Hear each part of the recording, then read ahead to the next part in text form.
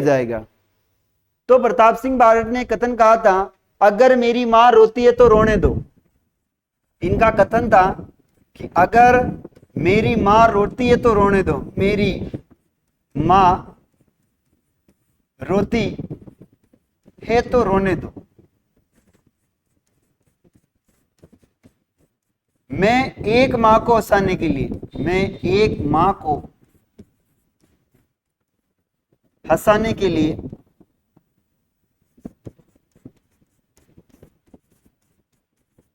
हजारों मां को नहीं रुला सकता हूं, हजारों मां को नहीं रुला सकता हूं।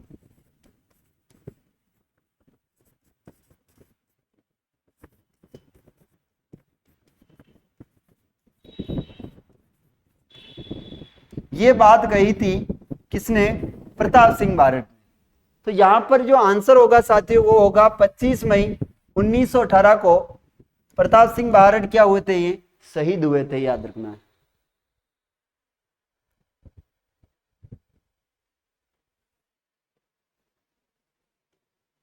चलिए नेक्स्ट क्वेश्चन।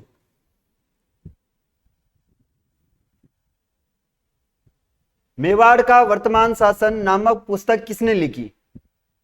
मेवाड़ का वर्तमान शासन नामक पुस्तक किसने लिखी? इनके बारे में आपको आंसर देके बताना है। माणिक्यलाल वर्मा, सागरमल गोपा, शंकरदास जी या विजय सिंह पथिक?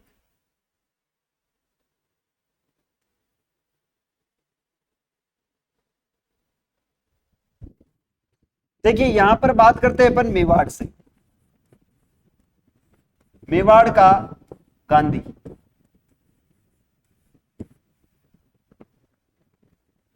मेवाड़ का गांधी किसे कहते हैं? तो याद रखना माणिक्यलाल वर्मा को कहते हैं, माणिक्यलाल वर्मा।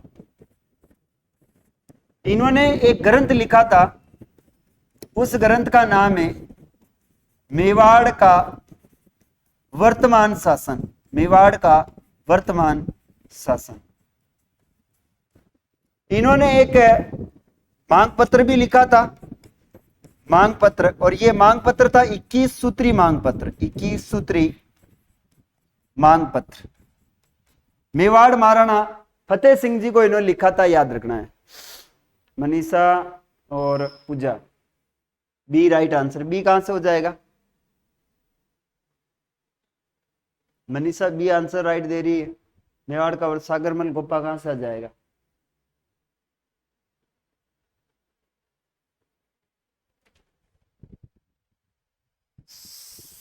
मेवाड़ का वर्तमान शासन, सॉरी यहां पर 21 सूत्री मांग पत्र तो है ना, ये तो आपके मोतीलाल तेजावत ने लिखा है। किसने लिखा है? मोतीलाल तेजावत। ये मोतीलाल तेजावत के बारे में 21 सूत्री मांगे, नोट करके लिख लेना। 21 सूत्री मांग पत्र किसने लिखा था? मोतीलाल। अच्छा, मोतीलाल तेजावत ने एक ग्रंथ भी लिखा था, वो कौन सा था? यहां पर तो ग्रंथ है मेवाड़ का वर्तमान शासन, ये तो लिखने वाले आपके माणिक्यलाल वर्मा हो गए। और मोतीलाल तेजावत ने एक 21 सूत्री मांग पत्र लिखा था और एक ग्रंथ भी लिखा था, आई होप।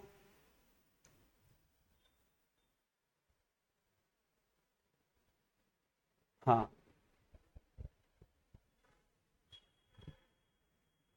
चलिए, सागरमल गोपा ने कुछ ग्रंथ लिखे हैं। देखो, जैसलमेर में गुंडा राज, क्या लिखा है?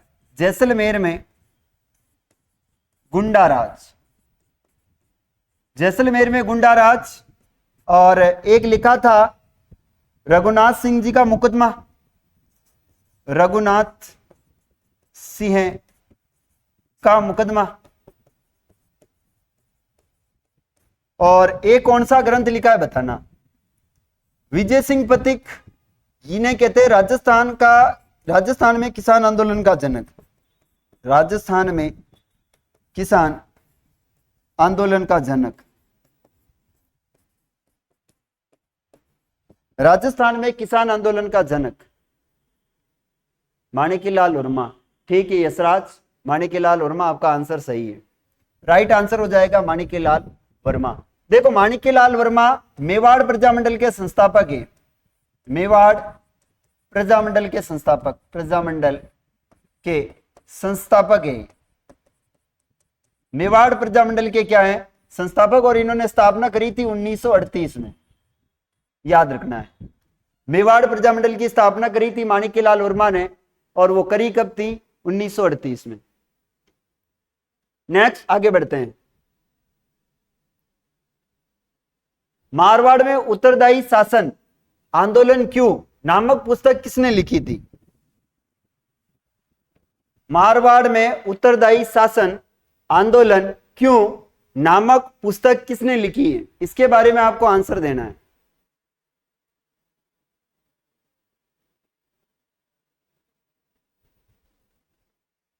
जल्दी से आंसर दीजिए, इसका क्या होने वाला है।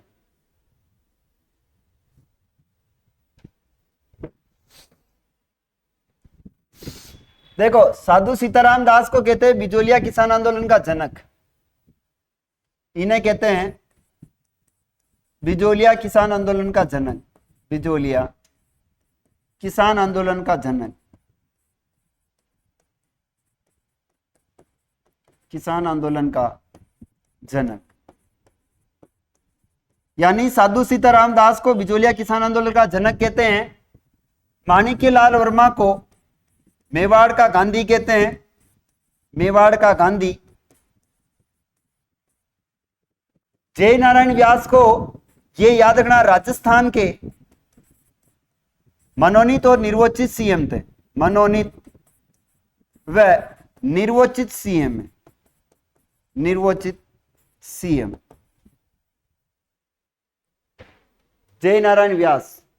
ठीक है, इसका आंसर क्या हो जाएगा? जय नारायण व्यास।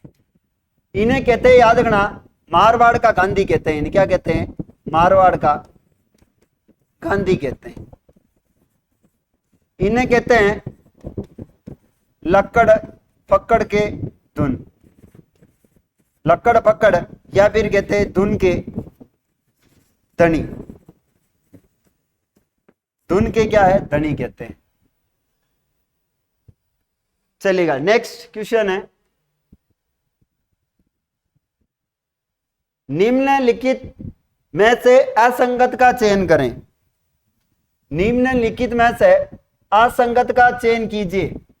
मोरेल बांध सवाईमाधोपुर में है, सोम कागदर बांध उदयपुर में है, अजान बांध भरतपुर में है, बिसलपुर बांध चित्तौड़गढ़ में।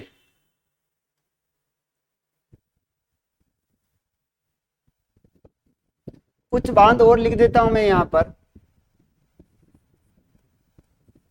पांचना बांध कहां पर है? जमाई बांध कहां पर है? नारायण सागर बांध कहां पर है? नारायण सागर बांध। नारायण सागर के बांध हो जाएगा आपका जवाहर सागर बांध। कहां है? जवाहर सागर बांध। जवाहर सागर के बांध हो जाएगा आपका जाखम बांध। जाखम बांध के बाद है वो है जसवंत सागर बांध, जसवंत सागर बांध। जल्दी से कमेंट करके बताइए ये सारे बांध कहां पर है और इसका राइट आंसर क्या है। देखिए, बिसलपुर बांध चित्तौड़ में नहीं है, ये बिसलपुर बांध है टोंक आपके केंकड़ी में। कहां पर है? टोडा राय सिंह नगर, टोडा राय सिंह नगर। ये टोडा राय सिंह नगर कहां है? तो याद रखना टोंक में, केंकड़ी में। पहले टोंक में था, अभी केंकड़ी में, याद रखना है। राजस्थान की सबसे बड़ी पेयजल परियोजना है, यह है राजस्थान की सबसे बड़ी पेयजल परियोजना, यह है राजस्थान की सबसे बड़ी पेयजल परियोजना है, सबसे बड़ी पेयजल परियोजना है। यानी बिसलपुर बांध परियोजना राजस्थान की सबसे बड़ी क्या है? पेयजल परियोजना है। और याद रखना है ये बांध जो है ना मिट्टी और कंक्रीट से बना हुआ है। बांध किससे बना हुआ है? तो याद रखना मिट्टी व कंक्रीट से बना है, कंक्रीट से बना है। इस बांध में सर्वाधिक रंगीन मछलियां पाई जाती है, सर्वाधिक रंगीन मछलियां पाई जाती है, रंगीन मछलियां पाई जाती, सर्वाधिक रंगीन मछलियां पाई जाती। इस बांध का निर्माण जो है वो करवाया था साथियों, याद रखना, बिशल देव ने। किसने करवाया? बिशल देव ने इस बांध का निर्माण करवाया। बाकी मोरेल बांध सवाई माधोपुर में है, सोमकागदर बांध उदयपुर में है, अजान बांध भरतपुर में है। पांचना बांध कहां पर है? तो याद रखना करौली में। इसके बाद बात करते हैं जवाई बांध कहां है? तो पाली में है। नारायण सागर बांध कहां है? तो जोधपुर ग्रामीण में, जोधपुर ग्रामीण। जवाहर सागर बांध कहां है? तो ये कोटा में है। जाखम बांध कहां है? तो प्रतापगढ़ में। जसवंत सागर बांध कहां है? सॉरी, नारायण सागर बांध ये आपके ब्यावर में। कहां पर आ जाएगा? ब्यावर। और यहां पर ये बांध है आपके जोधपुर ग्रामीण में। कहां पर है? जोधपुर ग्रामीण। यानी नारायण सागर बांध ब्यावर में, मैंने ऊपर जोधपुर ग्रामीण कर दिया था, बनास नदी पर बना हुआ है। नमस्ते सर मनीषा।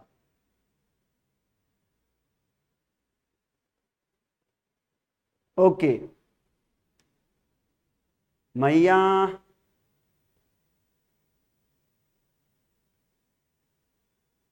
ये क्या लिखा हुआ है? मैया कृपा।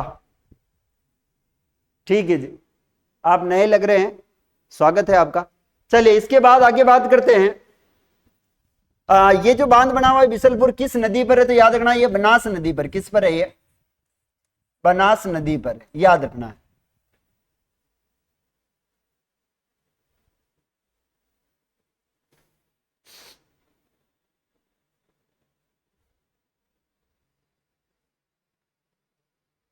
गुरुजी जयश्री करणी जी, बिल्कुल जयश्री करणी। आप कहां से जुड़े हो ये भी बता दीजिए, आप कहां से जुड़े हो ये भी बता दीजिएगा। नेक्स्ट आगे चलते हैं। माही बजाज सागर परियोजना में राजस्थान की हिस्सेदारी कितनी है? माही बजाज सागर परियोजना में राजस्थान की हिस्सेदारी कितनी है? माही बजाज सागर परियोजना में राजस्थान की हिस्सेदारी कितनी है? माही बजाज सागर बांध।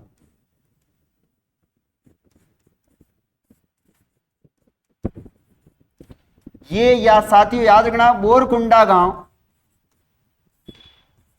बांसवाड़ा में। कहां पर है? बोरकुंडा गांव बांसवाड़ा।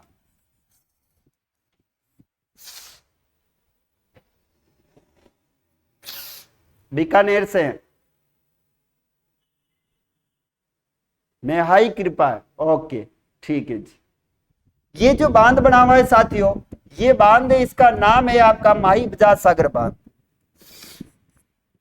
राजस्थान का सबसे लंबा बांध है, राजस्थान का सबसे लंबा बांध है, याद रखना, सबसे लंबा बांध है। इसकी जो लंबाई है साथियों याद रखना है, वो लंबाई है 3109 मीटर। कितनी है? 3109 मीटर है इसकी, 3109 मीटर है, याद रखना। माही बजाज सागर बांध परियोजना ये एक जल विद्युत परियोजना है। माही बजाज सागर बांध जल विद्युत परियोजना, जल परियोजना। ये याद रखना, दो राज्यों के मध्य, दो राज्यों के मध्य, राज्यों के मध्य। कौन से राज्य हैं? तो एक तो है अपना राजस्थान और एक है आपका गुजरात। राजस्थान और गुजरात के मध्य हैं। यहां पर राजस्थान की हिस्सेदारी 45% है और गुजरात की प्रति हिस्सेदारी जो है वो है 55% है। ये गुजरात की केवल और केवल, याद रखना, गुजरात की हिस्सेदारी इसमें केवल जल में है। यहां से कुल विद्युत का उत्पादन, कुल विद्युत का उत्पादन, विद्युत का जो उत्पादन होता है वो उत्पादन साथियों याद रखना 140 मेगावाट होता है। और केवल इसका राजस्थान उपयोग करता है, केवल राजस्थान क्या करता है? इसका उपयोग करता है, क्योंकि जल में हिस्सेदारी है, विद्युत में हिस्सेदारी नहीं है, याद रखना है।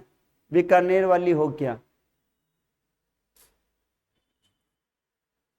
हाय मनीषा, गुजरात मनीषा है बीकानेर वाली कौन है? ये मनीषा बस्सी वाली है, मनीषा ट्रैवल्स है। ठीक है, ये मनीषा ट्रैवल्स है, मनीषा बीकानेर बीकानेर वाली नहीं है। 140 मेगावाट। ओके, मैंने लिख दिया, केवल राजस्थान प्रयोग करता है इसका। ये याद रखना, जमनालाल बजाज के नाम पर इनका नाम रखा गया है।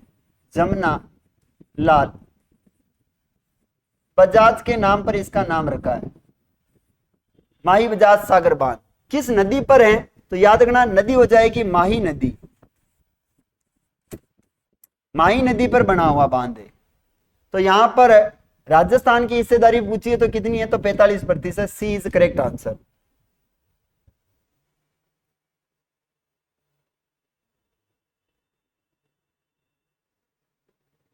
सर प्लीज एग्जाम का टाइम क्या है? कौन से एग्जाम का टाइम? अरे रुपेश जी चौधरी, आप कौन से एग्जाम के टाइम की बता रहे हो? कौन सा एग्जाम? चलिए नेक्स्ट क्वेश्चन आगे, 6 नंबर का प्रश्न। तालाबों द्वारा सर्वाधिक सिंचाई किस जिले में होती है? तालाबों द्वारा सर्वाधिक सिंचाई किस जिले में होती है, यह बताना है। देखो, नहरों द्वारा कहां होती है? नहरों द्वारा सर्वाधिक सिंचाई, नहरों द्वारा सर्वाधिक सिंचाई कहां होती है, यह बताना है। और इसके बाद में नलकूपों से सर्वाधिक सिंचाई कहां होती है? नलकूपों से सर्वाधिक सिंचाई कहां होती है, यह बताना है। नहरों से सर्वाधिक सिंचाई कहां होती है? नहरों से सर्वाधिक सिंचाई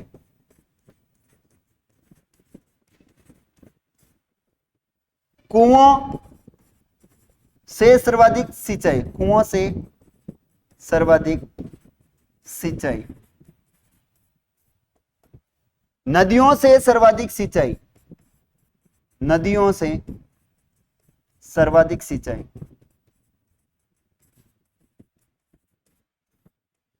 आपको इन सारे के प्रश्न देना है, सॉरी आंसर देना है। देखो, तालाबों से सर्वाधिक सिंचाई जो होती है वो भीलवाड़ा में होती है। भीलवाड़ा को क्या कहते हैं? तो याद रखना, इनको कहते हैं अब्रक नगरी। क्या कहते हैं इसको? अब्रक नगरी कहते हैं। इसे याद रखना, राजस्थान का मैनचेस्टर कहते हैं, राजस्थान का मैनचेस्टर कहते हैं इसे।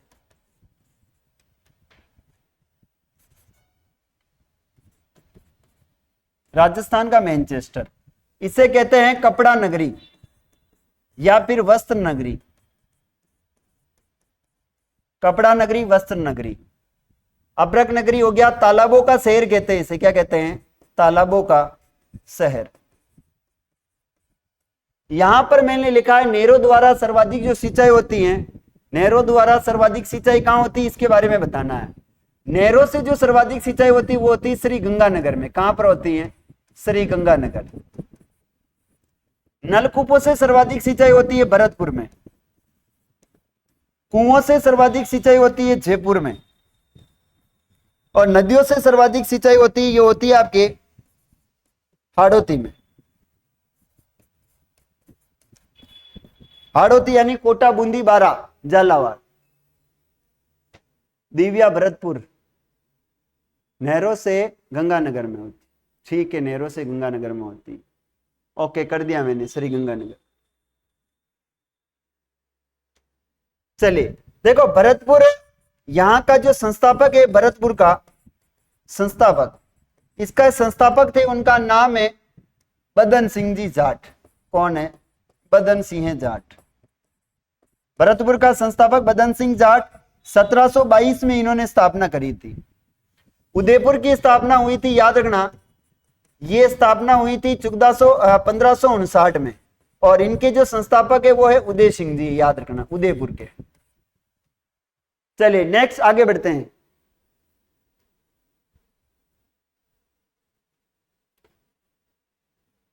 बूंद बूंद सिंचाई पद्धति आधारित परियोजना है। बूंद बूंद सिंचाई परियोजना कौन सी है जो कि बूंद बूंद पर स्प्रिंकलिंग पर आधारित है? इससे कहते हैं स्प्रिंकलिंग, स्प्रिंकलिंग पद्धति भी कहते हैं इसे। तो नर्मदा नहर परियोजना है, व्यास परियोजना है, इंदिरा गांधी नहर परियोजना है, या चंबल परियोजना है?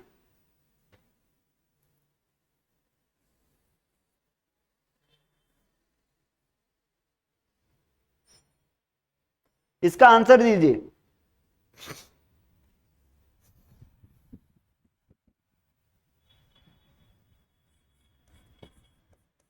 राजस्थान की सबसे बड़ी परियोजना है, राजस्थान की सबसे बड़ी परियोजना, याद रखना, राजस्थान की सबसे बड़ी परियोजना है वो है इंदिरा गांधी। इसका राजस्थान में जो प्रवेश होता है वो प्रवेश होता है मसीतावली हेड, मसीतावली हेड। और ये मसीतावली हेड कहां है? तो याद रखना ये हनुमानगढ़ में। कहां पर है? हनुमानगढ़।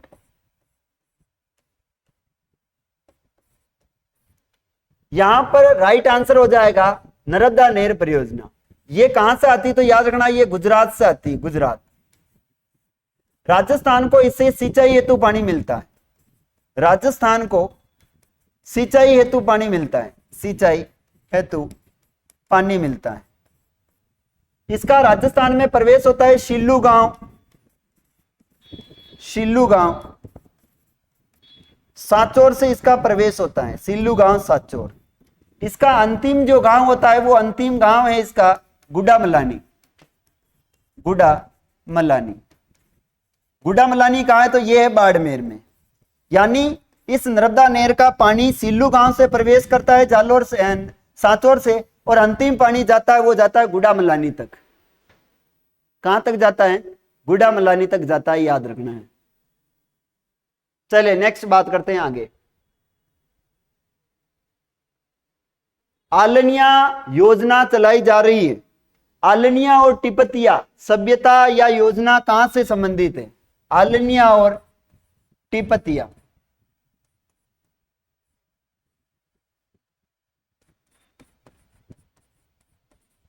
आलनिया और तिब्बतिया कहां से संबंधित है? कोटा, बूंदी, टोंक या अजमेर?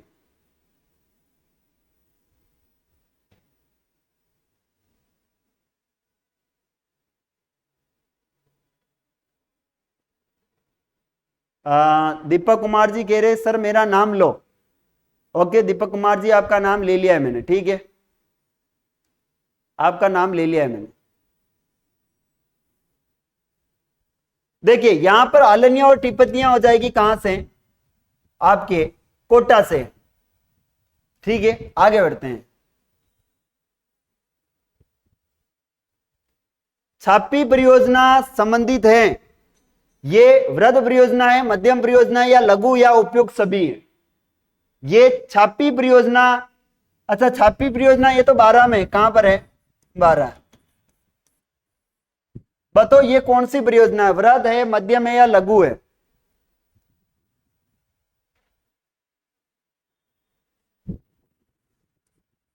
एक परियोजना है जिसका नाम है परवण परियोजना। ये परवण परियोजना याद रखना 12 में, ये भी कहां पर है? 12। छापी भी कहां पर है? 12 में। बी राइट आंसर है, गलत है, बी गलत आंसर है। राइट आंसर हो जाएगा लघु परियोजना है। छापी एक लघु परियोजना है, याद रखना है।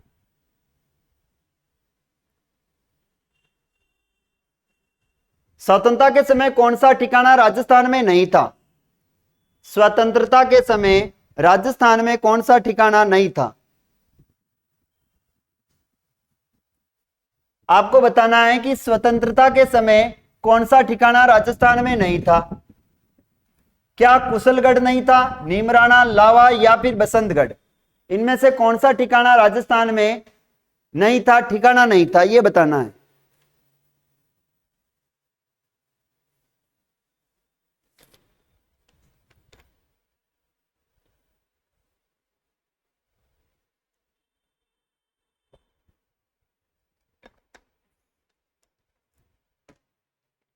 डी राइट आंसर है। ठीक है, देखो कुशलगढ़ था आपके बांसवाड़ा में, कहां पर था ये, बांसवाड़ा। नीमराना था ये अलवर में, जो अभी कोटपुतली में है, अलवर में। अभी कहां पर है तो याद रखना ये कोटपुतली में, कोटपुतली बहरोड में। और लावा कहां है तो लावा टोंक में है। बसंतगढ़ ये नहीं है, राइट आंसर हो जाएगा बसंतगढ़। बसंतगढ़ याद रखना शिला लेक है, क्या है, बसंतगढ़ सिरोही में है। और बसंतगढ़ दुर्ग का जो निर्माण करवाया, बसंतगढ़ दुर्ग का निर्माण वो कराया था कुंभा ने। बसंतगढ़ शिलालेख भी ये याद रखना, बसंतगढ़ शिलालेख ये कहां पर है तो याद रखना ये भी आपके सिरोही में है, बसंतगढ़ शिलालेख। चलिए आगे बढ़ते हैं। नेक्स्ट क्वेश्चन है, राजस्थान के एकीकरण से पूर्व गंगानगर किस रियासत का भाग था। गंगानगर किस रियासत का भाग था यह बताना है। राजस्थान के एकीकरण से पूर्व गंगानगर किस रियासत का भाग था। जोधपुर, बीकानेर, सीकर या अलवर।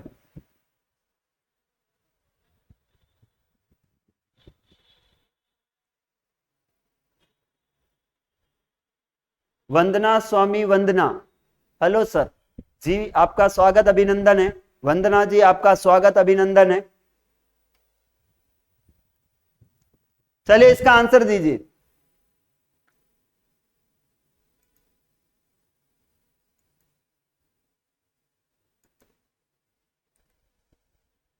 देखो यहां पर पूछ रहा है कि गंगानगर की बात आ रही है, तो ये गंगानगर कोई रियासत नहीं थी, ये याद रखना बीकानेर का ही क्या हुआ करता था, भाग था। तो राइट आंसर क्या है, बीकानेर। देखो बीकानेर की जो स्थापना करी है ना, ये स्थापना करी है 1488 ईस्वी में राव बीका ने करी है। किसने करी है, राव बीका। बाकी बीकानेर का प्राचीन क्या नाम मिलता है तो याद रखना प्राचीन जो नाम है वो नाम मिलता है जांगल प्रदेश। क्या मिलता है बीकानेर का नाम, जांगल प्रदेश मिलता है। ये जांगल प्रदेश की राजधानी जो हुआ करती थी वो राजधानी क्या थी तो याद रखना अहीर छत्रपुर थी। क्या थी, अहीर छत्रपुर, अहीर छत्रपुर। अभी वर्तमान में अहीर छत्रपुर कहां है तो याद रखना ये वर्तमान में नागौर में। कहां पर है, नागौर में। यहां पर कौन सा वंश हुआ है तो याद रखना ये राठौड़ वंश हुआ है। कौन सा है, राठौड़ वंश। और इसके जो संस्थापक हैं उन संस्थापक का नाम है राव बीका। कौन हो जाएंगे, राव बीका। इन्होंने कब स्थापना करी तो याद रखना 1465 ईस्वी में बीकानेर में राठौड़ वंश की क्या करी थी, स्थापना करी है, याद रखना है। तो राइट आंसर है यहां पर बीकानेर। कौन सा हो जाएगा, Bikaner is the correct answer.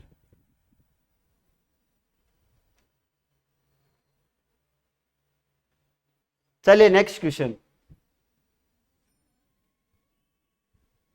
निम्न में से किस रियासत में स्वतंत्रता के समय ठिकाना नहीं था। निम्न में से किस रियासत में स्वतंत्रता के समय ठिकाना नहीं था। बांसवाड़ा में, भरतपुर में, टोंक में या अलवर में। 3 ठिकानों की बात हो रही है। एक तो है कुशलगढ़, एक है आपका लावा और एक है नीमराना। स्वतंत्रता के समय ये 3 ठिकाने थे, तो ये तो था बांसवाड़ा में, और ये था आपका टोंक में, और ये था आपका अलवर में। अभी जरूर चेंज हो गया है, वर्तमान में ये कोटपुतली में। वर्तमान में कहां है तो याद रखना ये कोटपुतली में। तो यहां पर भरतपुर में कोई ठिकाना नहीं था, भरतपुर में यहां पर कोई ठिकाना नहीं था। B is a correct answer, Bharatpur में कोई ठिकाना नहीं था। नेक्स्ट आगे चलते हैं। राजस्थान का एकीकरण करने में सबसे महत्वपूर्ण भूमिका निभाई थी। राजस्थान के एकीकरण में सबसे महत्वपूर्ण भूमिका मानी जाती है सरदार वल्लभ भाई पटेल, पंडित जवाहरलाल नेहरू, ए और बी दोनों, या फिर लाल बहादुर शास्त्री। हाँ वंदना जी बी हो गया, मैंने कर दिया उसमें।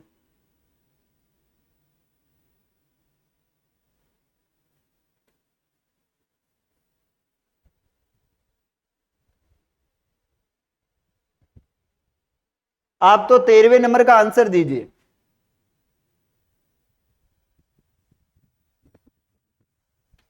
सबसे ज्यादा एकीकरण का श्रेय दिया जाता है सरदार वल्लभ भाई पटेल को, ये इनका तो कुछ भी नहीं है। ये तो भारत के प्रथम प्रधानमंत्री थे, भारत के प्रथम प्रधानमंत्री, भारत के प्रथम प्रधानमंत्री थे, पीएम थे।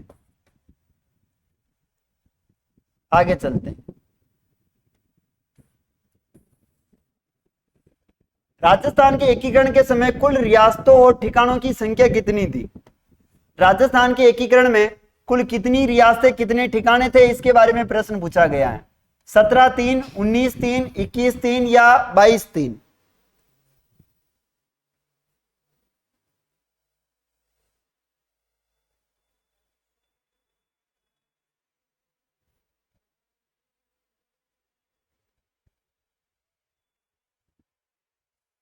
दीजिए आंसर दीजिए, इसका क्या होने वाला है?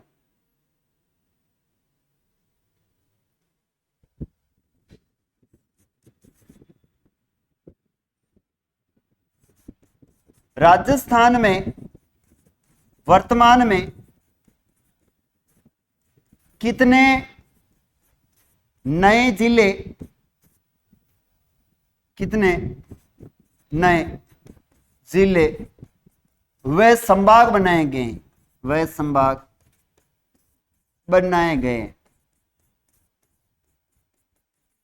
वर्तमान राजस्थान में कितने नए जिले और संभाग बनाए गए हैं? इसका और ऊपर वाले का आंसर राइट है। 19 रियासतें और 3 ठिकाने थे, बी ख इज ए राइट आंसर। यहां पर भी याद रखना 19 जिले और 3 क्या बनाए थे? 3 संभाग बनाए थे। लेकिन जिला 17 ही है। 2 जिले ऐसे हैं जिसका पुनर्गठन हुआ है, पुनर्गठन हुआ है। 2 जिले ऐसे जिनका पुनर्गठन हुआ है, दोनों को मिला ले तो याद रखना 19 और 3 हो जाता है।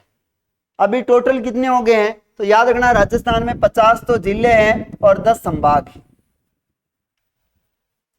50 जिले और 10 संभाग। नेक्स्ट,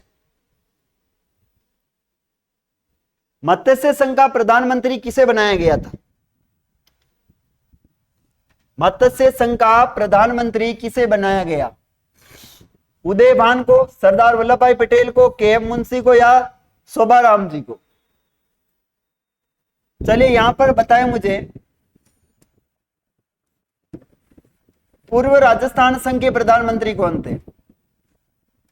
पूर्व राजस्थान संघ के प्रधानमंत्री, संघ के पीएम किसे बनाया था?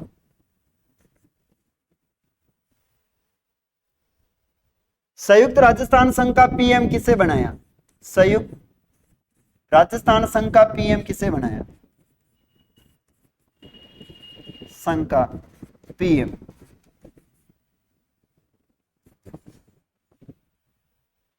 और वृहत राजस्थान संघ का पीएम किसे बनाया? वृहत राजस्थान संघ का पीएम किसे बनाया? राजस्थान संघ का पीएम। यहां पर राइट आंसर है शोभाराम जी। कौन हो जाएंगे? यहां पर राइट आंसर है शोभाराम जी, शोभाराम कुमावत।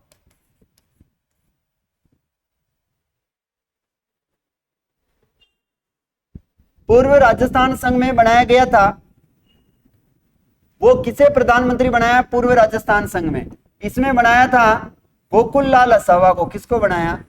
गोकुल लाल असावा, शाहपुरा से थे। संयुक्त राजस्थान में बने थे, उनका नाम है जवाहरलाल नेहरू।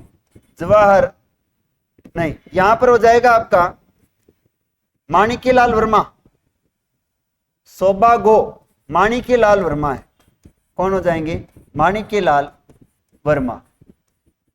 और लास्ट हो जाएंगे वो है हीरालाल शास्त्री, हीरालाल शास्त्री। देखो इसमें आता है शोभा गो, शोभा गो, मणि ला, मणि हीरा ला, मणि हीरा ला। देखो शोभा गो मणि हीरा, शोभा गो मणि हीरा। गोकुललाल असावा है क्या? गोकुललाल असावा ही तो है। पूर्व राजस्थान संघ का गोकुललाल असावा, मत्स्य संघ का शोभाराम, और संयुक्त राजस्थान का माणिक्यलाल वर्मा, और वरद राजस्थान का हीरालाल शास्त्री।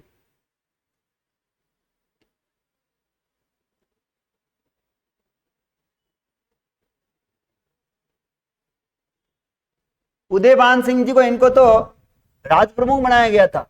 मत्स्य संघ का क्या बनाया गया था इन्हें? राज सिंह जी। नेक्स्ट प्रश्न, राजस्थान एकीकरण को स्वीकार करने वाली सबसे पहली रियासत कौन सी थी?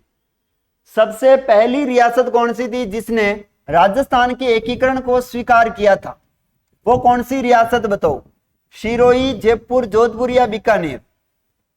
सबसे पहले किसने? ममता चावला, हेलो सर, मैं पूजा।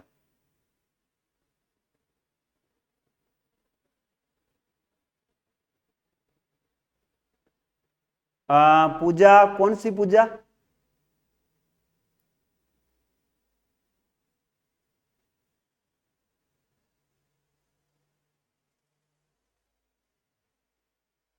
एंजल यादव, ममता चावला, हेलो सर, मैं पूजा। ओके, आप कहां से जुड़े हो ये भी बता दीजिए। सबका आंसर आ रहा है ए आंसर गलत है। राजस्थान के एकीकरण में सबसे स्वीकार करने वाली सबसे पहली रियासत कौन सी थी?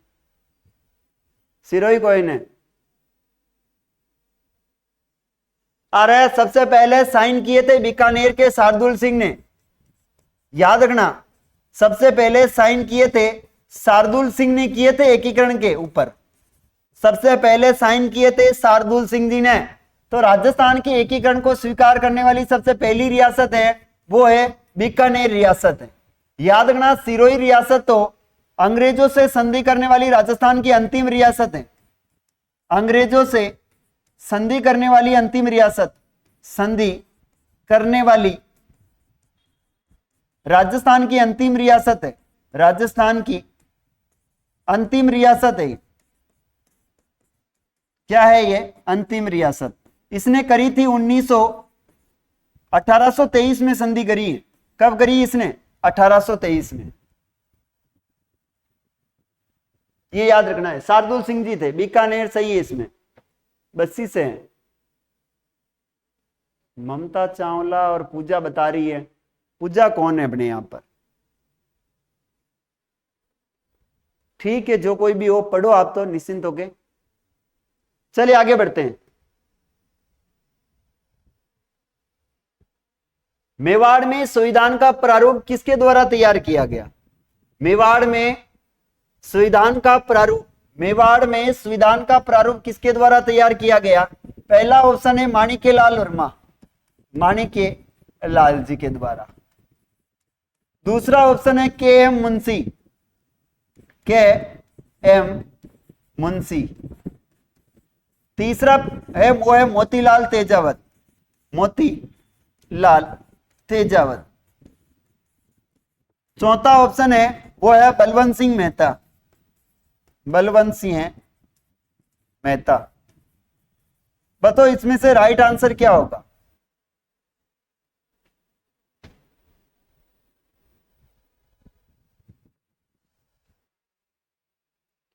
इसका राइट आंसर क्या होने वाला? जल्दी आंसर दीजिए।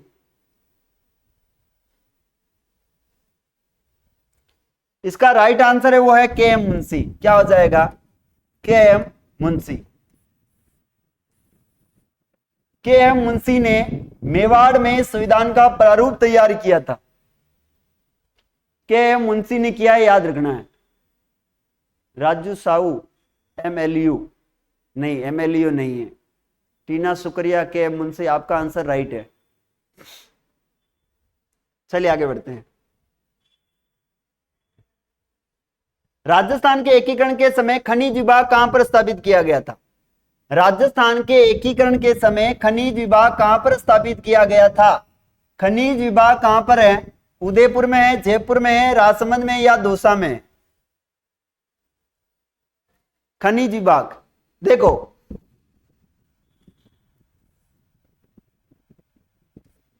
30 मार्च 1949। इस समय प्रोफेसर सत्यनारायण राव समिति की सिफारिश पर प्रोफेसर सत्यनारायण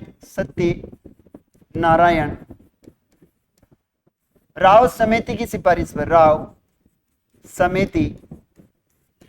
सिफारिश पर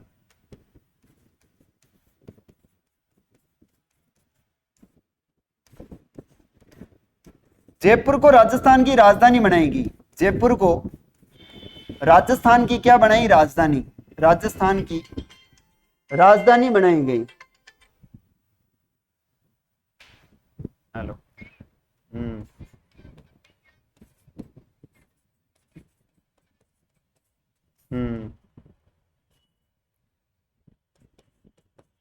राजस्थान की राजधानी बनाई गई। याद रखना है क्या बनाई गई है? राजस्थान की राजधानी बनाई गई। यहां पर कुछ विभागों का बंटवारा भी हुआ है। क्या हुआ है? विभागों का बंटवारा। और विभाग कौन से थे? देखो विभाग यहां पर मैं सारे लिख देता हूं। विभाग, पहला विभाग था वो है आपका कृषि विभाग। कौन सा है? कृषि विभाग। ये जो कृषि विभाग बनाया गया, ये बनाया गया आपके भरतपुर को। किसको बनाया गया? भरतपुर में। फिर बनाया गया था वो है खनिज विभाग। खनिज विभाग, ये खनिज विभाग बनाया गया है उदयपुर में। कहां पर है? उदयपुर में। उनके बाद में है आपका वन विभाग। कौन सा विभाग है? वन विभाग। और वन विभाग बनाया गया ये कोटा। किसको बनाया गया? कोटा। इसके बाद में न्याय विभाग। न्याय विभाग बनाया गया है जोधपुर को। इनके बाद आता है आगे और वो है आपका कृषि विभाग। इसके बाद है शिक्षा विभाग। और शिक्षा विभाग कहां पर बनाया गया? तो ये बनाया गया था बीकानेर में। शिक्षा विभाग कहां पर है? तो याद रखना है बीकानेर में। तो राइट आंसर हो जाएगा A is the correct answer. Udaipur है A right answer is.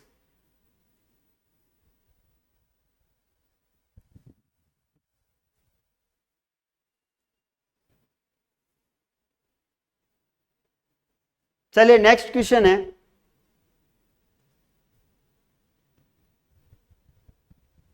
Rajasthani भाषा की प्रथम कहानी कौन सी है?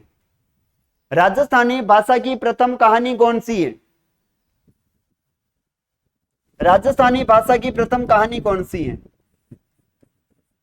राजस्थानी भाषा प्रथम कहानी, प्रथम उपन्यास,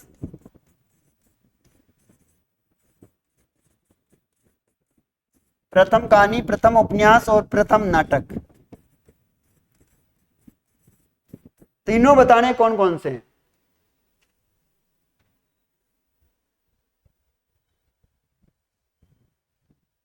देखो कहानी की बात आए तो याद रखना केसर विलास है। कौन सी है कहानी? है वो है केसर विलास।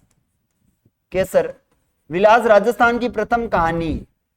अगर प्रथम उपन्यास पूछा जाए तो याद रखना विश्रांति गृह। कौन सा है? विश्रांत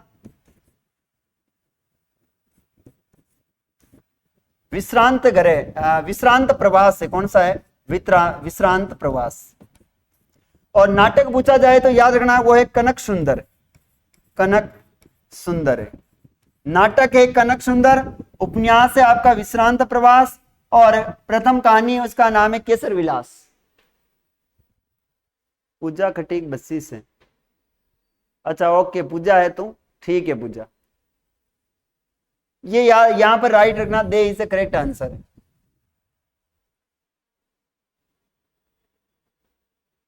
नेक्स्ट तीनों ही प्रश्न यही है। राजस्थानी भाषा का प्रथम नाटक कौन सा है? तो प्रथम नाटक अभी मैंने आपको बताया था वो है विश्रांत प्रवास। कौन सा जाएगा इसमें राइट आंसर? विश्रांत प्रवास। आगे भी एक प्रश्न इसी से रिलेटेड है और वो है राजस्थानी भाषा का प्रथम उपन्यास। राजस्थानी भाषा का प्रथम उपन्यास है वो है कनक सुंदर। कौन सा है? कनक सुंदर है। नेक्स्ट प्रश्न है, राजस्थानी भाषा का सबसे प्राचीनतम ग्रंथ कौन सा माना जाता है? राजस्थानी भाषा का सबसे प्राचीनतम ग्रंथ कौन सा माना जाता है?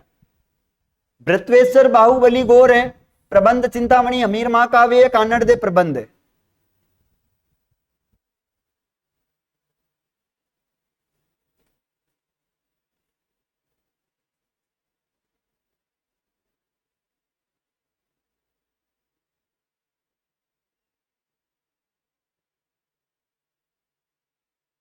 क्या राइट आंसर होगा, जल्दी बताएं।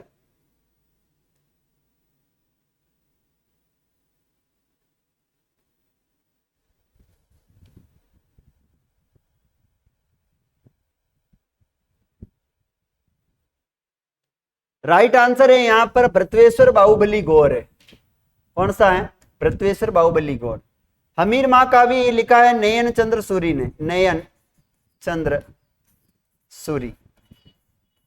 और कान्नड़ दे प्रबंध ये लिखा है पद्मनाथ, पद्मनाथ, पद्मनाथ के द्वारा लिखा गया है कन्नड़ दे प्रबंध।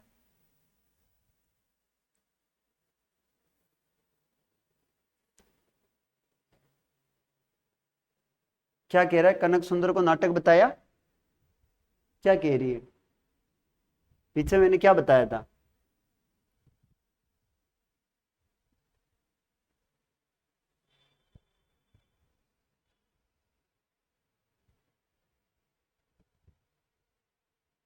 राजस्थान की प्रथम कहानी केसर विलास है। राजस्थान का प्रथम नाटक जो है वो है आपका विश्रांत प्रवास है। और राजस्थान की प्रथम उपन्यास है वो है केसर कनक सुंदर है। यही तो लिखा है। छोरी कई करबो छा रही है तुम मने कई विंडो करे है। देखो वापस लिख देता हूं। कहानी कौन सी है? कहानी के बाद है आपका नाटक कौन सा है? और नाटक के बाद है उपन्यास।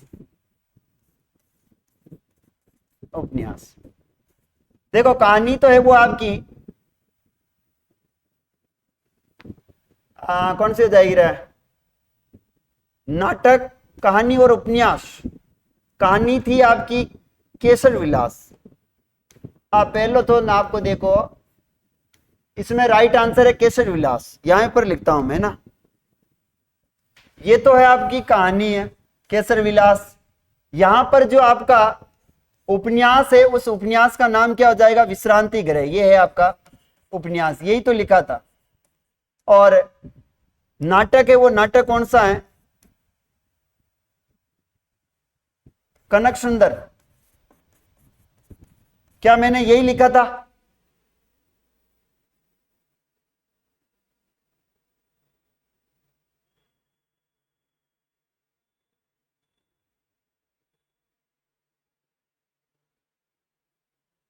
तू डिस्टर्ब मत करिए, पहली बार मैं जो बता दी तो वो सही है। मैं मुझे डिस्टर्ब कर देती है तू।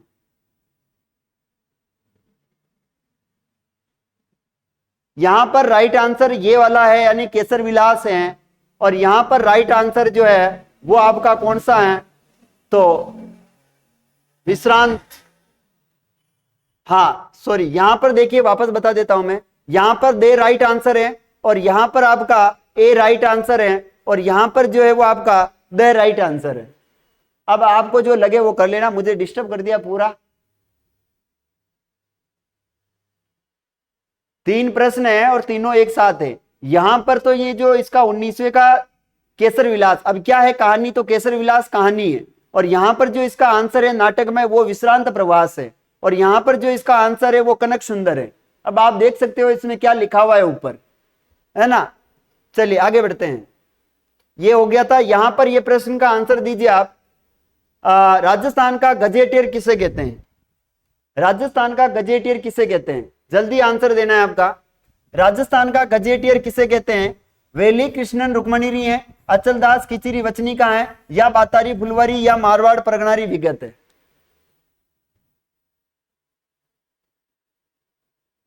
ममता, जो क्वेश्चन है उसके आंसर लास्ट टाइम में मैंने बता दिए वही है। अब मैं लिखते हुए, हाँ पहली बार लिख देता हूं मैं, वो सही है। ये तीनों एक जैसे हैं, इसमें उल्टा उल्टा हो जाता है। ज्यादा कोई गौर नहीं करना, अपने को क्वेश्चन का आंसर लगा दिया मैंने। अच्छा ये तो राजस्थान का गजेटियर कौन है? तो मारवाड़ प्रगणारी विगत है। और इसके लेखक कौन है? तो याद रखना इसके लेखक हैं मोहनोत नोनसी है। कौन है? मोहनोत नैणसी। मोहनोत नैणसी ने लिखा है, इसे कहते हैं मारवाड़ प्रगणारी विगत। वेली किशन रुक्मणीरी ये लिखा है पृथ्वीराज राठौड़ ने। किसने लिखा है? पृथ्वीराज राठौड़। पृथ्वीराज राठौड़ ने लिखा है इसे। अंचलदास कीचिरी वचनिका इसने लिखा है शिवदास गांडन। शिवदास गांडन ने लिखा है, याद रखना है। बातारी पुलवारी विजयदान दत्ता। कौन? किसने लिखा है? विजयदान दत्ता। विजयदान दत्ता ने लिखा है, याद रखना है। चले 2 प्रश्न और ले लेते, क्लास को समाप्त करते हैं। डिंगल का हेरोस किसे कहते हैं? डिंगल का हेरोस किसे कहते हैं? तो याद रखना है, डिंगल का हेरोस कहते हैं पृथ्वीराज राठौड़ को। किसे कहते हैं? पृथ्वीराज राठौड़ को डिंगल का हेरोस कहते हैं। नेक्स्ट प्रश्न है, वो है आपका जाट राजा सूरजमल ने किस किले का निर्माण करवाया? जाट राजा सूरजमल ने किस किले का निर्माण करवाया? तो याद रखना, लोहागढ़, तारागढ़, बीकानेर दुर्ग या गढ़बिजली। तो इसने सूरजमल ने करवाया था लोहागढ़ दुर्ग का निर्माण करवाया है। तो आज के लिए अपन यहीं पर समाप्त करेंगे अपनी क्लास को, बाकी के क्वेश्चन कल करेंगे।